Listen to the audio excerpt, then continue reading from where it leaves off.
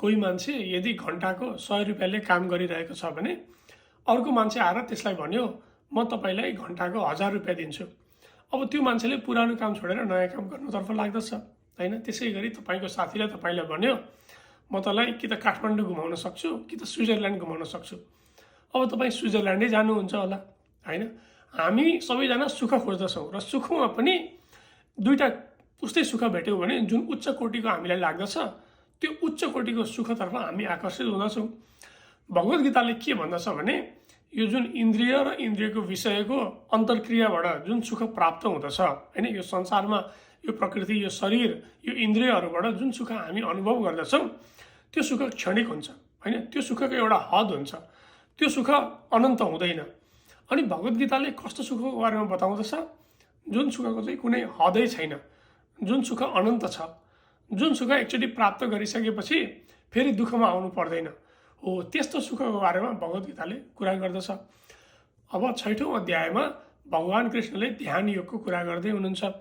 हिजोको श्लोकमा भगवानले भन्नुभयो जो ध्यान योगी समाधिमा छ त्यो ध्यान योगीले एउटा सन्तुष्टि प्राप्त गर्दछ। कसरी?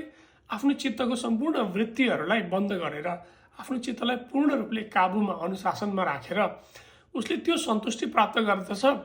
जुन सन्तुष्टि प्राप्त गरेपछि त्यो सन्तुष्टि कहिले पनि हराउँदैन हैन, त्यो सन्तुष्टि सदाका लागि हुँदछ। अब यो श्लोकमा भगवानले त्यसरी ध्यान योगी जो समाधिमा छ त्यस्तै उसले जुन सुख प्राप्त गर्दछ त्यो सुखको बारेमा वर्णन गर्नुहुन्छ। सुखम आत्यन्तिकम यत्तद बुद्धिग्राह्यम अतीन्द्रियम। भगवान भन्नुहुन्छ त्यो सुख कस्तो छ? सुखम आत्यन्तिकम हैन। अत्यन्तिक भनेको त्यसको कुनै हद छैन, त्यो लिमिटलेस हैन, त्यसको कुनै बाउन्ड्स छैन, त्यो सुख अनन्त छ। यत्तद बुद्धिग्राह्यम हैन, त्यो सुख जुन छ बुद्धिग्राह्यम, शुद्ध बुद्धिबाट, जुन बुद्धि चाहिँ योगद्वारा पवित्र हुन्छ त्यस्तो बुद्धिबाट त्यो सुखको अनुभव गर्न सकिन्छ। अब हाम्रो अहिलेको जुन बुद्धि छ त्यो बुद्धि पूर्ण रूपले पवित्र छैन, किनभने अहिले हाम्रो मन चित्त पनि पवित्र छैन। तर जब मन चित्त बुद्धि यो सबै पवित्र हुन्छ, जब त्यो बुद्धि नै भगवत आकार हुन्छ हैन, जब भगवत बुद्धि हुन्छ, जुन भगवानले 10औं अध्यायको 10औं श्लोकमा भन्नुहुन्छ ददामी बुद्धि योगम तम हैन, भगवान नै त्यो बुद्धिमा आउनुहुन्छ हो। त्यस्तो बुद्धि जब हाम्रो चित्त पूर्ण रूपले शुद्ध हुँदछ, जब हाम्रो बुद्धि पूर्ण रूपले शुद्ध हुँदछ, त्यस्तो शुद्ध बुद्धिले चाहिँ ग्राह्य गर्दछ, त्यो सुखको अनुभव गर्दछ।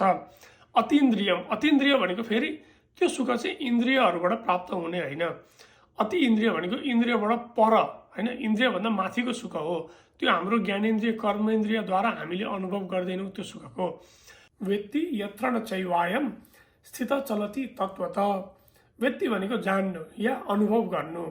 त्यो ध्यान योगीले आत्यन्तिक सुखको अनुभव गर्नु। यत्र न अगाडि न आयो, न च एव अयम, अयम भनेको त्यो ध्यान योगी। स्थित चलति तत्वत। अब तत्वत भनेको त्यो परम सत्य हैन, त्यो परम सत्यबाट चलति विचलित हुँदैन, ऊ आफ्नै स्थितिमा हुन्छ हैन।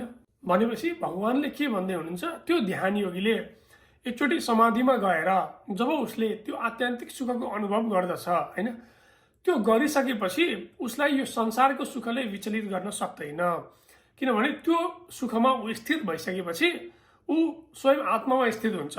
अनि आत्मा नै के हो? परम सत्य हो हैन। अनि त्यो परम सत्यबाट ऊ कहिले पनि विचलित हुँदैन।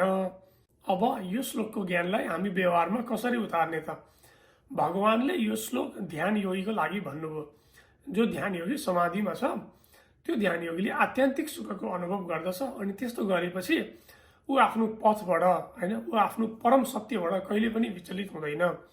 तर अहिलेको समयमा त ध्यान योग गर्न सहज छैन हैन। हामी एउटै आसनमा 3 घण्टा त परै जाओस् 15 मिनट पनि बस्न सक्दैनौँ। अनि धारणा ध्यान समाधि कहिले हुने? त्यही भएर तर यही कुरा चाहिँ फेरि कर्मयोगीले पनि अनुभव गर्न सक्दछ, ज्ञान योगीले पनि, भक्ति योगीले पनि अनुभव गर्न सक्दछ हैन। तर फेरि यो सुखको अनुभव गर्ने लक्ष्य बनायो भने फेरि गडबड हुन्छ हैन। त्यो धेरैभन्दा धेरै भयो भने सात्विक सुख हुँदछ। र भगवान यहाँ जुन सुखको कुरा गर्नुहुन्छ त्यो त सत्व रजतम तीनै गुणभन्दा माथि छ हैन, इन्द्रियभन्दा परको सुख हो। त्यही भएर यो सुखलाई फेरि आफ्नो लक्ष्य पनि बनाउनु भएन। अनि तपाईँ यदि चाहे भक्ति योगी गर्नुहोस् हैन, चाहे तपाईँ कर्मयोगी गर्नुहोस्, भगवान के भन्दै हुनुहुन्छ, यदि कसैले त्यो योगको पराकाष्ठमा पुग्यो भने हैन, यो ध्यान योगीको पराकाष्ठ भनेको समाधिमा हुनु, त्यसै गरी भक्ति योगीको पराकाष्ठ भनेको हो सततम कीर्तयन्तो माम अनन्यास चिन्तयन्तो माम, भगवानको नित्य स्मरण 24 घण्टा होइन, एक क्षण पनि भगवानको स्मरण बिना बस्न नसक्ने अवस्था, त्यो हो भक्ति योगीको पराकाष्ठ होइन। त्यस्तो अवस्थामा जो साधक जो योगीहरू पुग्दछन् तिनीहरूले त्यो आत्यन्तिक सुखको अनुभव गर्दछन् र त्यस्तो अवस्थामा पुगिसकेका साधकहरू चाहिँ कहिले पनि जो परम सत्य छ त्यहाँबाट विचलित हुँदैनन् होइन। तिनीहरू परम सत्यबाट कहिले पनि विचलित हुँदैनन्। तर अब जो हामी साधकहरू छौँ, जो सुरुवाती भक्त छन्, जस्तै म होइन, जस्तै अहिले जो सुनिराख्नु भएको होला धेरैजना हामी सुरुवाती भक्त नै छौँ। हामीहरूको लागि चाहिँ के हो भन्दाखेरि त्यो सुख अब हामीले सोच्लौँ कहिलेकाहीँ होइन, जप गर्दाखेरि भजन गर्दाखेरि या कसैलाई सहयोग गर्दाखेरि एक प्रकारको आनन्द प्राप्त हुँदछ, त्यो सुखको कुरा गरेको होइन भगवान्ले। यहाँ आत्यन्तिक सुख भनेको त्यो सुख हो जसको कुनै हद छैन होइन।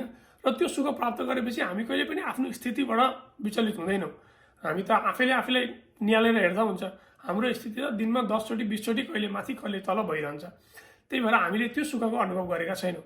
जुन सुख हामी राम्रो कर्म गरेर या भक्ति गरेर अहिले जुन सुख तपाईँले यदि प्राप्त गरिराख्नु भएको छ भने त्यो सात्विक सुख हुन सक्दछ। तर यो आत्यन्तिक सुख अहिले अनुभव गर्दैनौँ। त्यो चाहिँ हामीले आफ्नो साधना या भक्ति योग या कर्मयोग त्यसको पराकाष्ठमा चाहिँ त्यो ब्रह्म सुख या त्यो आत्यन्तिक सुख या परम सुख त्यतिखेर मात्र हामीले त्यो अनुभव गर्दछौँ।